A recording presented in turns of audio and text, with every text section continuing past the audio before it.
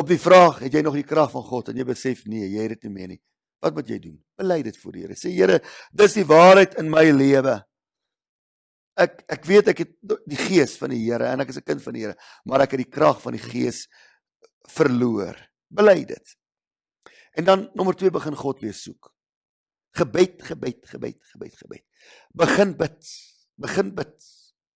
Dis op jou knieë waar jy weer gevul word met die krag van die Heilige Gees. Nie net gebed nie, ook die woord. Kom weer in die woord. As jy in die woord kom, sal die woord in jou kom.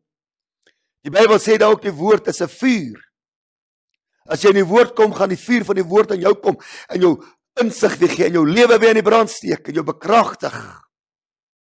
Die woord is lewend en kragtig, sê die Bybel. Lewend en kragtig. As die woord in jou kom, kom daar 'n bekragtiging van die Heilige Gees. So kom op jou knieë en kom in die woord. En jy sal ervaar dat die Here homself sy krag aan jou openbaar. Johannes 14 vers 21 sê, wie my gebooie het en die bewaar, dit is hy wat ek lief het. En wie my lief het, hom sal die Vader lief hê. En ek sal hom lief hê, hoor nou, en myself aan hom openbaar. As jy die woord weer vat, die woord opnuut lees en gehoorsaam, jou lewe indrig volgens die woord, en gebedslewe daarmee saam bly, gaan die Here homself aan jou openbaar. Die Amplified Bible sê, I will show, reveal, manifest myself to him.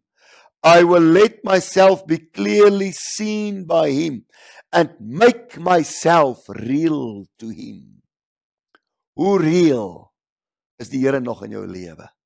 Hoe reëel is sy kragwerking van sy Heilige Gees nog in jou lewe? As jy die Here begin soek, sal daar 'n vars openbaring van sy krag kom in jou lewe. En jy sal kan weer vertel daarvan en vra die Here vergifnis dat jy sy krag uitgeblus het.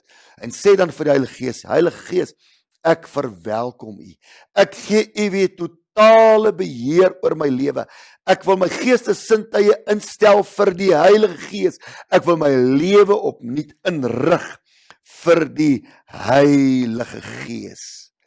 Ag, jene Lukas 11 vers 13 sê, as julle dan wat sleg is, weet om goeie gawes aan julle kinders te gee, hoeveel te meer sal die hemelse Vader die Heilige Gees gee aan die wat hom bid. Nou jy sê dalk, jy het die Heilige Gees, maar jy het nie meer die krag van die Heilige Gees nie. Bid dit nou. Sê Here, ek bid vir 'n nuwe aanraking. My lewe deur die krag van die Heilige Gees. Vader, ek bid dit vir u kinders vandag. Ons wil nie kragtelose, oneffektiewe Christene wees nie. Ons wil Christene wees met 'n boodskap. Ons wil Christene wees met 'n getuienis. Met 'n lewe wat getuig van die krag van die Heilige Gees.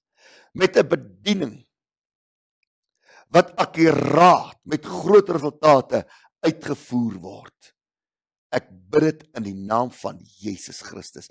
Hulle wat nou smag daarna, wat in hierdie oomblik roep na en sê, Here, vervul my opnuut met die krag van die Heilige Gees. Ek bid dat dit vir hulle so sal wees, in die naam van Jesus Christus. En ek dank U daarvoor. Amen. Amen.